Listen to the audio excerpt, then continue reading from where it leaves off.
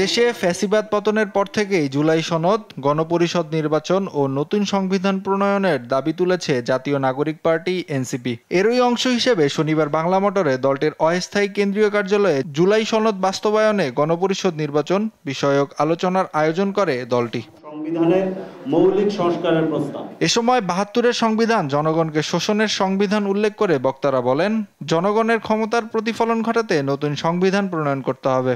গণপরিষদের আলোচনা, এই আলোচনা জনগণের মধ্য দিয়ে আমরা একটি নতুন সংবিধান বানাবো। বাংলাদেশ একটা সাংবিধানিক পরিবর্তনের মুখে দাঁড়িয়ে গেছে এখন এই মুহূর্তে। মানে জুলাই সনদ বাস্তবায়ন যে পদ্ধতিতেই হোক না কেন, বাংলাদেশ একটা নতুন সাংবিধানিক বন্দোবস্তের দিকে যাচ্ছে, প্রবেশ করতে যাচ্ছে।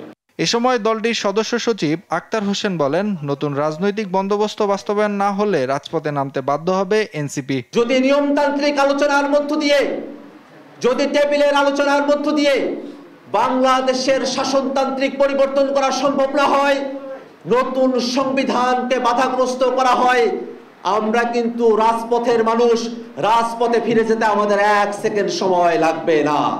আর এনসিপি আসন বন্টনের রাজনীতিতে বিশ্বাস করে না বলে মন্তব্য করেন দক্ষিণাঞ্চলের মুখ্য সংগঠক হাসনাত আব্দুল্লাহ। আমাদেরকে অবশ্যই একটা নতুন সংবিধান দিতে হবে।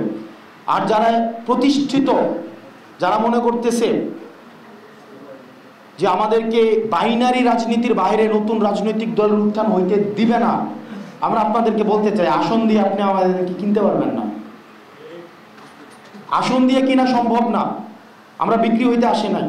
আসন্ন জাতীয় নির্বাচন যেন ফ্যাসিবাদী কাঠামো পুনর্বাসনের সুযোগ তৈরি না করে সে ব্যাপারে সতর্ক থাকারও আহ্বান জানান বক্তারা। সরকার ব্যবস্থা তারা প্রণয়ন করবে। নাইম আফসান, দেশ টিভি, ঢাকা।